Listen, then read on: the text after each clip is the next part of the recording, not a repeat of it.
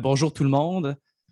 Ah, bonjour tout le monde. Alors, je me présente. Je m'appelle David. J'ai le plaisir aujourd'hui de vous faire une brève introduction à un enjeu qui est quand même rarement abordé dans l'espace municipal. Attendez simplement un petit moment, je vais trouver un moyen de... Et voilà. Alors, aujourd'hui, avant de commencer, j'aimerais remercier l'équipe du projet Ambition Québec pour l'invitation. C'est vraiment très apprécié de pouvoir venir discuter ce midi avec vous de ces thématiques-là qui concernent directement mes travaux de recherche. Comme Marie l'a énoncé, je travaille sur ces enjeux-là depuis ma maîtrise en sciences politiques, même là en ce moment au doctorat. J'ai aussi œuvré auprès de municipalités au Québec, notamment la Ville de Montréal et la Ville de Laval, sur des projets de recherche en lien avec les relations interculturelles, la diversité, etc. Donc, ma présentation va se décliner en 5 points. Je vais commencer par vous présenter brièvement ces objectifs et les propositions que je défends dans le cadre de la formation. Par la suite, j'ai abordé brièvement le contexte et les notions clés qui sont associées à l'inclusion et au vivre ensemble à l'échelle municipale au Québec. Je vais poursuivre en présentant 4 paramètres centraux ou chantiers à investir lorsqu'il est question d'action publique municipale en matière d'inclusion et de vivre ensemble. Et puis, je vais conclure brièvement, notamment en vous présentant quelques ressources disponibles clés pour ceux et celles qui, dans leur municipalité respective, souhaitent établir ou construire des chantiers sur ces thèmes-là. Donc, les objectifs de la présentation. Premièrement, j'aimerais vous présenter les enjeux et les défis qui sont associés à l'édification de milieux ouverts et accueillants en contexte interculturel à l'échelle municipale au Québec. Et dans un deuxième temps, j'aimerais vous présenter justement qu'est-ce qu'est l'action publique municipale dans ces domaines, ainsi qu'une série de pratiques inspirantes. Donc, pour se donner en commun des idées afin d'édifier des milieux ouverts et accueillants. Ma formation propose deux idées centrales. La première, c'est que les municipalités peuvent contribuer au Québec à l'édification d'une citoyenneté qui est dynamique, ouverte et accueillante. En ce sens, j'estime qu'on ne doit pas négliger l'impact que peut avoir les municipalités sur la cohésion sociale. C'est intéressant de voir à l'échelle, par exemple, du Québec, au niveau de l'éducation, au niveau de la santé, au niveau de la langue, qu'il y a une intégration et une inclusion qui peut se faire, mais au niveau des villes, l'intervention qu'elle fait dans les milieux de vie a également des conséquences considérables et voire même positives dans certains cas. Et puis, c'est dans ce contexte-là que ma deuxième proposition est la suivante, que les villes représentent des espaces politiquement significatifs, à la fois pour le vivre ensemble et l'inclusion de ce que je désigne comme étant les minorités ethnoculturelles et racisées, mais aussi pour l'élaboration et la mise en œuvre de l'interculturalisme que je vais présenter tout à l'heure. Contexte et notions clés. Donc, il faut comprendre le développement de l'action publique municipale. Dans la littérature, dans l'université, on parle du concept surtout d'intégration. Donc, l'intervention des villes en matière d'intégration, on peut la comprendre à l'aide de 2 types de dynamiques qui se sont déployées dans les dernières décennies au Québec, mais également au Canada et à l'échelle internationale, surtout en Occident. Donc, premièrement, il y a une série de dynamiques qu'on peut désigner de bottom-up, donc qui partent par le bas. Donc, le fait, par exemple, que l'immigration se soit urbanisée dans les 50 dernières années, donc de plus en plus de nouveaux arrivants choisissent de s'établir dans les villes, ce qui fait en sorte que les villes accueillent aujourd'hui une grande proportion de l'immigration internationale et sont de plus en plus diversifiées. Et leur diversification fait en sorte qu'il y a diverses mobilisations identitaires qui s'y sont effectuées. Donc, les communautés, par exemple, ethnoculturelles, qui se mobilisent en vue d'adresser des demandes aux autorités municipales. Donc, les dynamiques bottom-up. Et deuxièmement, il peut y avoir des dynamiques qu'on appelle top-down, donc qui viennent par le haut. Dans une fédération comme le Canada, on parle de fédéralisation de l'immigration. Donc, le Québec, à partir des années 60, a réoccupé le domaine de compétences de l'intégration des personnes immigrantes. Et c'est dans ce contexte-là qu'il a développé sa propre approche en matière d'intégration et d'inclusion, qu'on appelle communément l'interculturalisme.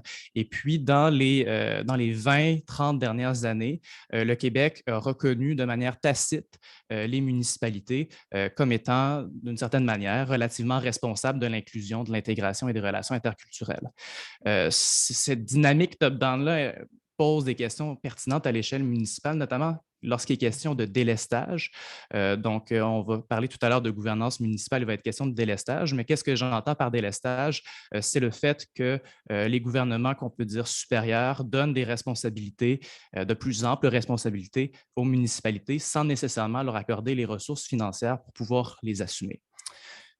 Qu'est-ce qui est intéressant avec le cas québécois, toujours dans le contexte, c'est que la responsabilité formelle en matière d'intégration, d'inclusion, bien, elle incombe au gouvernement du Québec et qu'en ce sens, les municipalités n'ont qu'une très faible autonomie juridique et politique à cet égard-là. Graduellement, comme je viens de l'énoncer, les municipalités ont fini par occuper de plus amples responsabilités, notamment en matière de relations interculturelles. Et c'est quelque chose aussi qui se voit dans plusieurs domaines, que ce soit en matière de culture, notamment qu'on pense aux bibliothèques qui offrent des cours de francisation ou des séances d'initiation aux livres, mais dans une série d'autres domaines. Donc, les villes occupent graduellement un rôle de plus en plus considérable en matière d'intégration et de relations interculturelles. Ensuite, il faut aussi garder à l'esprit la grande complexité de la situation municipale au Québec. Donc, il y a une répartition inégale de l'immigration sur le territoire, ce qui fait en sorte que certaines aires urbaines accueillent un plus grand nombre de personnes issues de l'immigration et en concomitance à ce que je viens juste de dire, reçoivent de plus grandes demandes afin justement de desservir ces populations-là, d'une part. Puis d'autre part, ce ne sont pas toutes les villes qui ont la même taille, le même appareil politico-administratif, ce qui fait en sorte que ce ne sont pas toutes les villes qui peuvent offrir nécessairement la même réponse aux demandes de ces populations-là. Oh.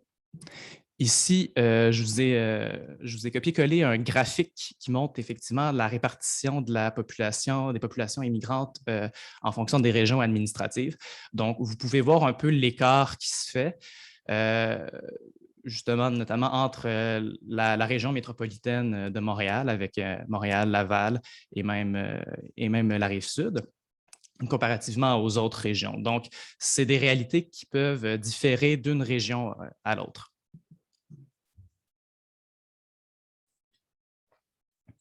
Par la suite, en ce qui concerne les notions clés, c'est important de bien définir les termes lorsqu'il est question de produire une réflexion justement sur l'inclusion et l'intégration.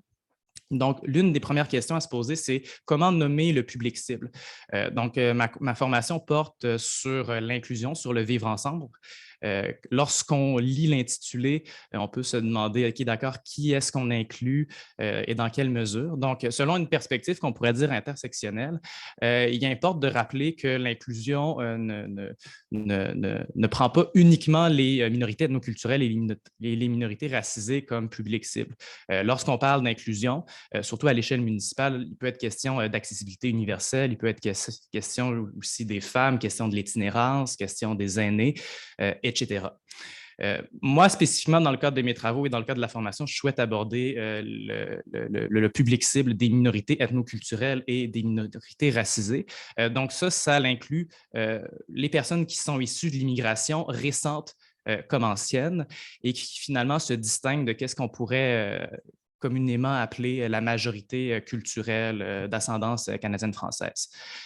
Par la suite, il y a aussi un débat sur le plan conceptuel entre les notions d'inclusion et d'intégration qui importe quand même d'aborder. Premièrement, il importe aussi de dire que le concept d'intégration, ou plutôt le concept d'inclusion peut être pensé finalement comme une sorte d'intégration dynamique sans assimilation. Donc, souvent, le concept d'intégration est critiqué puisqu'il fait référence à des visées assimilationnistes, mais dans la littérature, c'est bien établi finalement comment est-ce qu'on peut utiliser le concept d'intégration. Puis habituellement, l'intégration ne fait pas uniquement référence aux personnes issues de l'immigration, fait aussi référence à la société dans son ensemble. Donc, une société est dite intégrée selon la définition d'Émile Durkheim lorsque des personnes partagent des interactions et un système de valeurs en commun. Donc, c'est dans cette perspective-là que je conçois l'inclusion comme une intégration dynamique sans assimilation, sans rapport de domination. On peut aussi concevoir l'inclusion ou l'intégration dans ces dimensions sociologiques et politiques. Lorsqu'on parle d'une dimension sociologique, on fait référence au processus de participation politique, sociale, culturelle des nouveaux arrivants, par exemple, dans la société. Et lorsqu'on parle de la dimension politique, on parle du discours que peuvent avoir les élites politiques en ce qui concerne ces publics-là. Un troisième concept clé à garder en tête, c'est celui d'interculturalisme, qui est souvent opposé dans le contexte québécois à la notion de multiculturalisme. On peut aisément définir l'interculturalisme comme une sorte de modèle socio-politique dans le cadre québécois qui est axé sur la recherche, sur une recherche d'équilibre entre deux types de légitimité. La légitimité ou des aspirations identitaires d'une majorité d'ascendance canadienne française. Donc, qu'est-ce qu'on peut concevoir justement en lien avec le nationalisme et la légitimité du respect de la diversité et de la différence qu'apportent finalement avec eux et avec elles les personnes issues de l'immigration. Donc, c'est cet équilibre-là qui est recherché. Et puis, comment est-ce que finalement le concept d'interculturalisme peut se distinguer du multiculturalisme? C'est surtout en fonction du contexte d'énonciation. Dans le contexte canadien, il n'y a pas de majorité ou de nation qui est nommée. C'est une sorte de sous-entendu.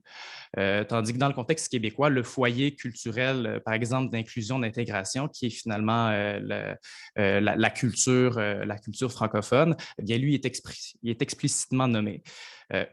Une première différence. Et la seconde différence tient au degré d'institutionnalisation.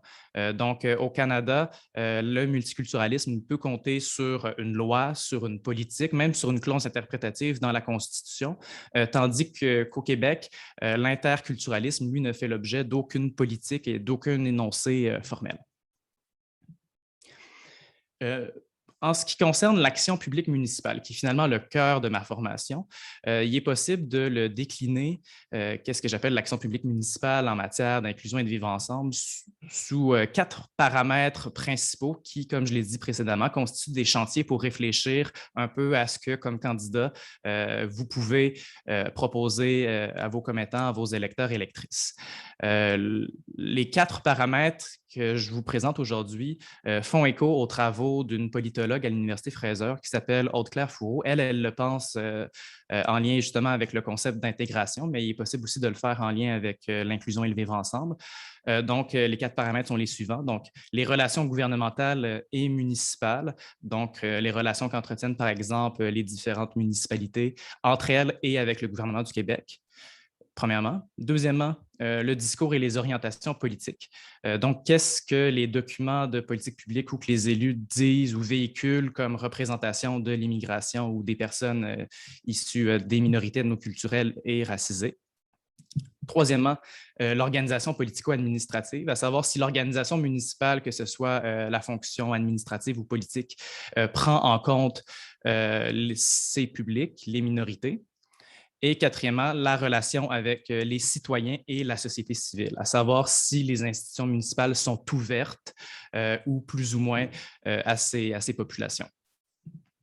Donc, un bref survol des relations gouvernementales et municipales avant de vous présenter finalement les bonnes pratiques en cette matière.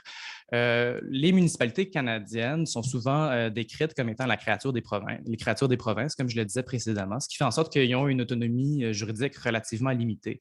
Par exemple, les municipalités du Québec ne peuvent pas faire affaire avec le gouvernement du Canada sans avoir l'autorisation du Conseil du Trésor au Québec. Dans une perspective justement de division des compétences, puisque l'immigration au Canada est une compétence partagée ou même concurrente entre le gouvernement du Canada et les gouvernements provinciaux, le Québec a conclu une entente avec le gouvernement du Canada en 1991 qui s'appelle l'Entente Canada-Québec, qui prévoit justement des transferts financiers quand même considérables du gouvernement central vers le gouvernement du Québec afin de contribuer à l'intégration des personnes immigrantes. Par exemple, en 2019-2020, c'est près de 600 millions de dollars qui étaient donnés par le gouvernement fédéral au gouvernement du Québec. Puis par la suite, le gouvernement du Québec décide un peu où il alloue ces ressources-là. Mon deuxième point qui est finalement le contrôle gouvernemental, donc la tension que j'énonçais précédemment entre la décentralisation et le délestage. D'accord, à partir du moment où est-ce que les municipalités assument des compétences en matière de relations interculturelles, en matière d'inclusion, d'intégration, est-ce qu'elles ont les ressources ou non émanant du gouvernement du Québec pour le faire? C'est une question qui se pose. Justement, dans ce contexte-ci, le pouvoir d'initiative que les municipalités ont intrinsèquement peut être utilisé afin de développer des mesures ou des initiatives qui se veulent plus inclusives, mais toujours dans les paramètres fixés par la loi. Parce qu'il faut comprendre finalement que la fiscalité municipale décourage les initiatives portées, par exemple, vers le social. Donc, à l'heure actuelle, le régime fiscal municipal repose sur la taxe foncière, puis la taxe foncière favorise les services à la propriété, donc les villes qui offrent des services à la propriété, aqueducs, etc., et plutôt qu'à la personne, donc tous les services sociaux. Donc, actuellement, les villes qui développent une action publique en matière d'inclusion, vivre ensemble, relations interculturelles et inclusion, bien, elles le font un peu selon leur propre budget de fonctionnement. Puis justement, dans les 20 dernières années, depuis le début des années 2000, le gouvernement du Québec a conclu certaines ententes avec les municipalités afin qu'elles occupent une place relative graduellement en matière d'intégration, en matière d'inclusion. Donc, c'est dans ce contexte-là que le gouvernement signe des ententes où est-ce que finalement les villes développent des plans d'action, par exemple en matière de relations interculturelles, des plans d'action qui sont par la suite approuvés par le ministère de l'Immigration, le ministère responsable de l'immigration. Puis là, il y a des transferts financiers qui se font. Toutefois, ça demeure des ententes qui sont conclues à la pièce. Donc, chaque ville négocie pour elle-même. Il n'y a pas de systématisation ou de standardisation. Donc, dans ce contexte de relations gouvernementales municipales, des pratiques inspirantes ou des pistes de réflexion pour des élus politiques, il y en a plusieurs. Premièrement, je ne l'ai pas énoncé tout à l'heure, mais dans les relations municipales, il y a aussi l'aspect intermunicipal, donc entre les villes. Donc, il y a différents forums sur lesquels à la fois les fonctionnaires puis les élus peuvent siéger pour échanger des bonnes pratiques et se concerter. Donc, ça peut être intéressant d'investir ces réseaux-là que j'ai présentés à la toute fin de la formation.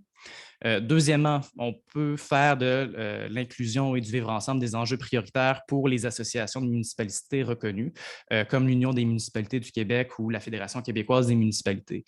À l'heure actuelle, par exemple, à l'UMQ, il y a plusieurs commissions composées d'élus, mais aucune n'aborde spécifiquement les enjeux associés aux relations interculturelles. Par exemple, des élus pourraient décider de faire pression sur l'UMQ afin qu'une commission soit créée à cet effet-là. Troisièmement, il y a aussi un travail qui peut être fait afin d'élaborer un cadre de référence pour la négociation des ententes avec le gouvernement du Québec. C'était notamment l'une des revendications du réseau pour lequel je suis coordonnateur adjoint, donc le réseau des municipalités en immigration et en relations interculturelles du Québec. Donc, que la pratique des ententes à la pièce soit abandonnée pour obtenir une meilleure standardisation, de sorte à ce qu'il y ait une plus grande équité dans les ressources qui sont allouées aux municipalités par le gouvernement du Québec. Puis justement, dans ce contexte-là, les villes et surtout les élus municipaux peuvent se donner une responsabilité d'interpeller le gouvernement du Québec afin que ces transferts soient augmentés. Donc, j'ai dit tout à l'heure que le gouvernement du Québec recevait quand même beaucoup d'argent du gouvernement fédéral afin de favoriser l'intégration, de l'argent qu'il alloue comme il le souhaite. Et puis, ça pourrait être une revendication, par exemple, des élus municipaux que ces transferts-là soient augmentés afin de reconnaître justement le rôle considérable des villes en matière d'inclusion et de vivre ensemble. Donc, une première source d'interpellation. Puis une deuxième, c'est qui pourrait être aussi adressée au gouvernement du Québec, c'est la définition d'orientation politique nationale. Donc, à l'heure actuelle, le Québec est dans une sorte de vide. Il y a un modèle d'interculturalisme qui n'est pas officiellement reconnu et qui fait en sorte que finalement, au niveau des orientations, ce n'est pas tout à fait clair ni même cohérent. Donc, ça pourrait être une revendication pour les municipalités qui expérimentent la diversité au quotidien de demander à Québec à la fois de définir ses orientations politiques de manière plus claire et de se reconnaître une responsabilité aux municipalités. Un deuxième chantier peut avoir trait au discours et aux orientations politiques, donc comme je viens de le mentionner. Donc, il faut comprendre qu'il y a différentes approches en matière de vivre ensemble. J'en ai écrit quelques-unes: multiculturalisme, interculturalisme, universalisme et assimilationnisme. Je ne vais pas les présenter. Si vous avez des questions à la toute fin et que vous êtes curieux, je vais pouvoir m'étayer. Mais par exemple, l'universalisme peut faire écho au fait que pour la ville, elle considère que tous les citoyens sont égaux et qu'à cet effet, il ne devrait pas y avoir de programme spécifique destiné aux personnes issues de l'immigration. Ce qui n'est pas tout à fait vrai, par exemple, selon l'approche du multiculturalisme, où est-ce qu'au contraire, c'est par la reconnaissance de la différence culturelle qu'on arrive à générer une meilleure cohésion sociale. Qu'est-ce qu'il faut aussi comprendre par rapport à cela? C'est qu'il peut y avoir des tensions entre les différentes échelles de gouvernement et entre les projets nationaux. Par exemple, moi, dans le cadre de mon mémoire de maîtrise, j'ai évalué une tension. J'ai cherché à voir si finalement il y avait une congruence, une correspondance entre le modèle québécois d'interculturalisme et la politique d'intégration des personnes issues de l'immigration de la ville de Montréal. Puis à cet égard-là, j'ai pu mesurer une certaine forme d'incohérence. Donc, ça montre à quel point finalement les approches sont difficiles dans une certaine mesure à mettre en œuvre, et ça d'autant plus lorsqu'elles ne sont pas explicitées à l'échelle du gouvernement du Québec. Il peut y avoir aussi des avantages à ce que les municipalités définissent et formalisent leur approche en matière de vivre ensemble et d'inclusion. La première que je vois, c'est que ça peut doter la municipalité, tout comme ses fonctionnaires, d'un langage commun pour se comprendre, donc une sorte de lexique sur lequel on peut construire. Et ça permet aussi d'évaluer les demandes. Donc, les centres urbains qui accueillent beaucoup de populations issues de l'immigration, bien, sont aux prises avec des demandes de reconnaissance. Par exemple, reconnaître tel événement historique passé dans une contrée lointaine, puis définir des orientations puis des barèmes peut aider à évaluer ces demandes-là. Par exemple, peut-être qu'une petite municipalité n'a pas les ressources humaines pour faire les recherches adéquates pour déterminer à savoir si la ville devrait ou non reconnaître tel événement historique ou le commémorer. Et un deuxième avantage d'une définition et de la formalisation d'une approche en matière d'inclusion et de vivre ensemble est la réaffirmation finalement de l'engagement de la municipalité.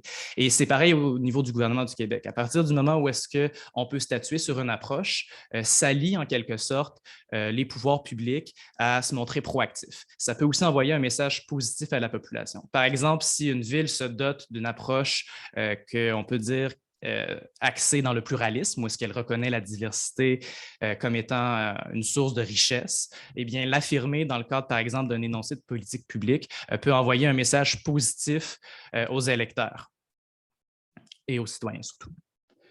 Et justement, en termes de pratiques inspirantes, on peut inviter les municipalités à avoir une réflexion sur leurs orientations politiques.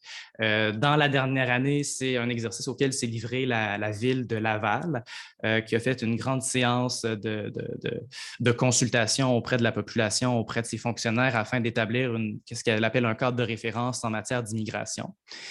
Cette réflexion-là doit aussi être tenue en gardant en tête, c'est peut-être plus mon avis à cet égard-là, les limites d'une perspective strictement économique. Donc, on a vu dans les 20 dernières années beaucoup de petites municipalités qui adoptent, par exemple, des politiques interculturelles qui mettaient beaucoup l'accent sur la pénurie de main-d'œuvre, sur l'attraction, donc une perspective très, très économique.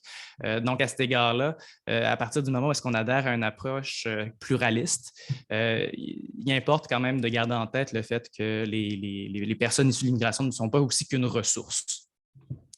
Là, il y a un exemple du modèle 3D, mais je vais le sauter. Donc, justement, les villes peuvent adopter des politiques interculturelles ou même des plans d'action pour préciser leur action.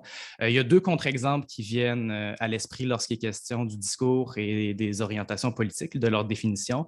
Le premier contre-exemple, c'est celui du Code de vie d'Hérouville qui a malheureusement fait les manchettes vers le milieu des années 2000.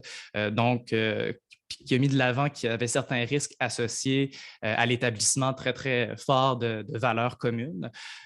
Par rapport justement aux controverses entourant le Code de vie d'Hérouville, que je vais pouvoir revenir à la toute fin si des gens ont des questions là-dessus, je recommande de tisser des partenariats avec des laboratoires de recherche ou avec d'autres types d'autorités d'autorités d'expertise qui peuvent accompagner les municipalités.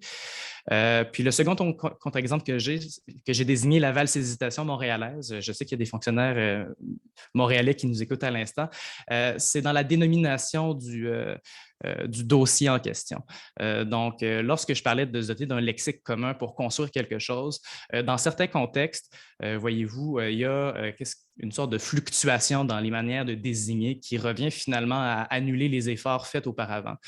Par exemple, à la Ville de Montréal, on a vu qu'auparavant, il y avait la notion d'interculturel qui avait été adoptée par des administrations. Celle-ci a été remplacée par la notion de vivre ensemble, etc., etc. Et à la fin, on se ramasse avec une approche qui n'est pas tout à fait cohérente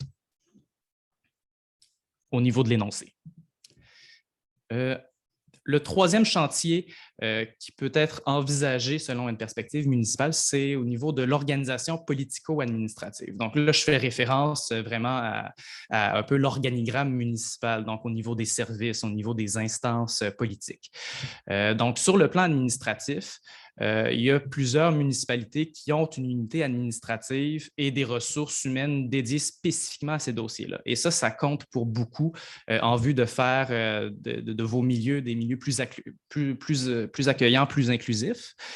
Justement, il y a un phénomène qu'on retrouve au Québec à l'extérieur des grands centres, qui est celui d'avoir des ressources humaines soit partiellement dédiées au dossier de l'inclusion, ce qui fait en sorte, ou même des personnes à contrat qui sont associées par exemple à d'autres organismes régionaux, ce qui fait en sorte que c'est plutôt, on pourrait dire, certaines personnes se retrouvent dans des situations précaires où est-ce que l'inclusion ou les relations interculturelles est un dossier parmi d'autres. Donc à cet égard-là, il peut y avoir une réflexion à savoir si l'inclusion, le vivre ensemble constitue une priorité, pourquoi ne pas donner le dossier à une équipe, par exemple. Il y a aussi au niveau administratif la question de l'offre de services. Donc, les villes peuvent réaliser une réflexion, comme un peu l'a fait la ville de Laval.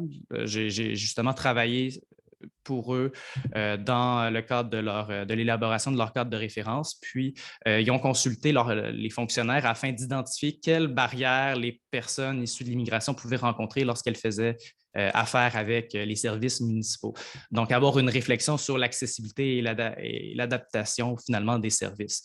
Est-ce que, par exemple, les frais encourus à la bibliothèque peuvent dissuader certaines personnes issues de l'immigration en raison de, par exemple, de motifs culturels? C'est des questions qui peuvent être soulevées puis qui devraient attirer l'attention des décideurs municipaux. Dans un second temps, au niveau politique maintenant, ça, c'est quelque chose qu'on a vu apparaître dans plusieurs municipalités de centre urbain dans les dernières décennies, soit la nomination d'un conseiller ou d'une conseillère responsable auprès du comité exécutif. Donc, tout à l'heure, j'ai critiqué un peu la Ville de Montréal puisque le nom du dossier changeait, mais je vais quand même les saluer parce que ça fait depuis la fin des années 80 qu'ils ont un élu responsable des relations interculturelles et avoir quelqu'un autour de la table de décision qui porte clairement ce dossier là peut avoir une réelle influence. Et puis, il y a aussi une perspective transversale au volet politique et administratif. C'est la question de la représentation des minorités. Donc, les pouvoirs publics ont un certain devoir d'exemplarité. Et puis, en ce sens-là, il y a un travail à faire selon les données disponibles en ce qui concerne la représentation des minorités ethnoculturelles et racisées, à la fois dans les fonctions politiques et dans la fonction publique. Bon, et effectivement, il y a une batterie de pratiques inspirantes que je peux vous proposer. Premièrement, pour favoriser on pourrait dire l'accessibilité puis l'adaptabilité des services et favoriser même l'accès des personnes issues de l'immigration ou des minorités ethnoculturelles et racisées aux services publics municipaux. Il y a toute la question de la formation en communication interculturelle aux fonctionnaires, offerte à la fois aux cadres et aux fonctionnaires qui font directement affaire avec les populations. Dans certaines villes, on a également vu la création de comités interservices en diversité en emploi. C'est le cas notamment à Laval et à Montréal. Même qu'à Montréal, ils ont des responsables spécifiquement dédiés à ces dossiers-là, aux ressources humaines. Ça peut être un dossier qui est accordé aux gens en ressources humaines aisément. Il y a également des programmes de parrainage professionnel, donc l'idée que la Ville offre une première occasion professionnelle aux nouveaux arrivants qui viennent s'établir sur leur territoire à l'intérieur de leur fonction publique.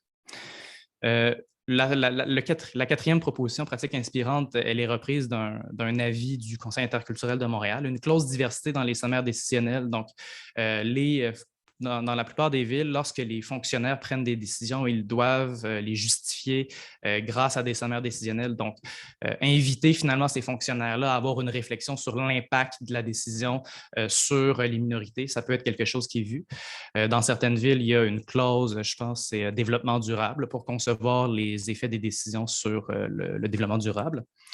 Un cinquième point, la production de données pour orienter l'action publique. Donc, on néglige trop souvent que certaines réalités ou certaines réalités complexes pourraient être bien comprises, puis pour pouvoir développer une bonne action publique, il faut développer, produire des données.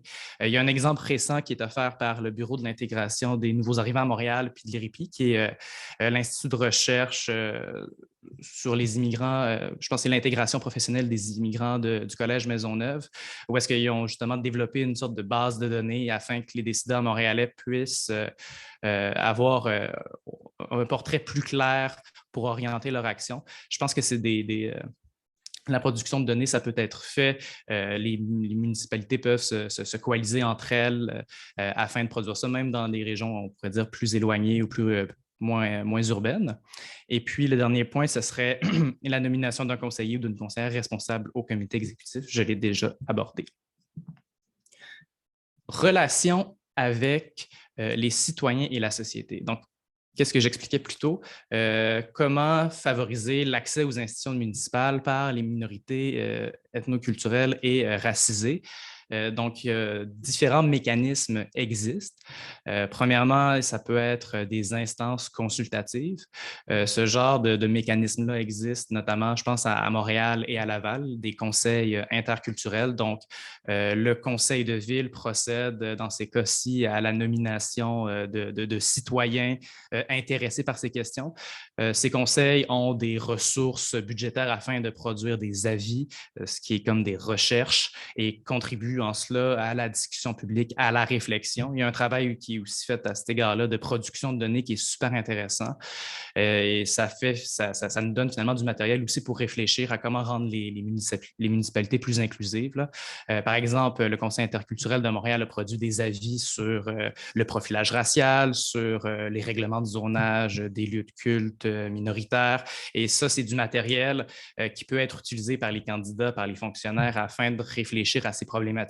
C'est du matériel qui est accessible en ligne. Donc, naturellement, je vous invite, le cas échéant que ça vous intéresse, à aller les consulter. Il y a aussi les consultations publiques, donc les mécanismes consultatifs, afin notamment de faire en sorte, par exemple, le cas échéant où est-ce que vous souhaitez élaborer une politique interculturelle, que celle-ci soit au diapason des souhaits de la population, de leurs préoccupations. J'évoque la notion justement de lien de confiance parce que c'est très important pour concevoir justement la relation avec les citoyens. Donc, il y a un enjeu qui est associé au profilage racial dans plusieurs villes québécoises qui a fait les manchettes justement dans les derniers mois, même dans la dernière année. Et c'est le genre de problématique je pense qui doit être un peu au cœur de la réflexion des élus lorsque vont venir les élections prochainement. Puis mon troisième point, c'est la concertation avec les partenaires du milieu. L'idée finalement que l'immigration, l'intégration, l'inclusion, les relations interculturelles, c'est qu'est-ce qu'on pourrait dire? C'est des enjeux qui sont transversaux, c'est des enjeux qui interpellent tous les pouvoirs publics et même plus, notamment aussi des partenaires issus du milieu associatif. Donc, l'établissement justement de liens de concertation, surtout par l'entremise de tables, permet à ces acteurs, à ces actrices-là de pouvoir se coordonner leur action, de ne pas nécessairement faire des actions dans le vide tandis qu'un autre le fait. Donc, c'est une certaine manière dont on peut envisager les relations avec les citoyens et la société civile. Puis justement, à cet égard-là, en termes de pratiques inspirantes, on peut voir la création de tables de concertation. Justement, j'en parlais avec un élu de Rimouski qui m'expliquait à quel point finalement la table de concertation qu'il avait mise en place dans sa ville avec notamment les universités, l'Université de Rimouski, parce qu'elle reçoit beaucoup d'étudiants internationaux, avec des organismes communautaires, favorisait finalement la proactivité du milieu, la proactivité de la ville. Mise en place d'instances consultatives, de démarches consultatives également. Je vais citer l'exemple de la commission de la consultation publique sur le racisme et la discrimination systémique à la Ville de Montréal, qui est quand même un bel exemple, je pense, de comment est-ce qu'on peut aller sonder la population sur des problématiques qu'ils et elles vivent.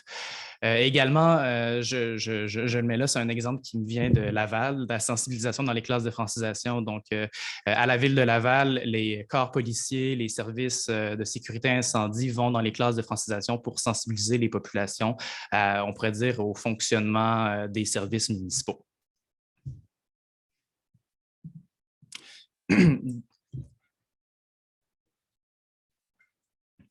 Donc, en conclusion, je pense qu'à travers les 4 chantiers que je vous ai brièvement présentés et des pratiques inspirantes, il y a matière pour affirmer que plusieurs avenues existent pour faire des villes québécoises des milieux encore plus ouverts et accueillants, et que justement cet objectif-là devrait être recherché parce que, comme je l'écris, nonobstant leur autonomie juridique qui est quand même relativement limitée, les villes sont des espaces politiquement significatifs pour l'inclusion et le vivre ensemble.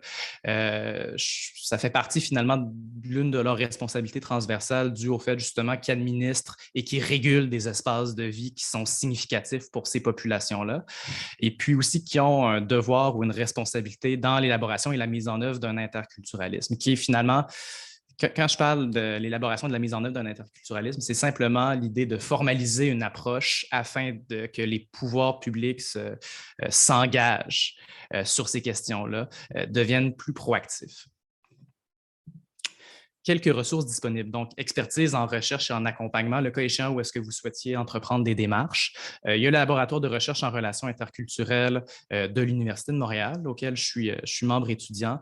Justement, on avait aidé la Ville de Laval dans l'élaboration de leur cadre de référence. On avait fait des entretiens avec des fonctionnaires, rédaction de rapports de recherche. C'est un peu le genre de service que ce laboratoire-là peut offrir.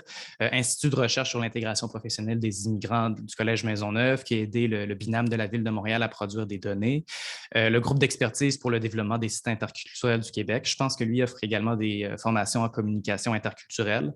L'Institut du Nouveau Monde, ça, c'est pour toutes les démarches de consultation et de participation citoyenne, ça peut être intéressant si vous n'avez pas ces ressources-là à l'interne. Et puis, au niveau des réseaux de municipalités qui sont spécialisés sur les enjeux associés à l'inclusion et le vivre ensemble, je note le réseau des municipalités en immigration et en relations interculturelles du Québec. Par la suite, dans le chat, je vais vous mettre le lien maintenant au site Web. On a concocté une petite vidéo de présentation. Si jamais ça vous dit de la visionner.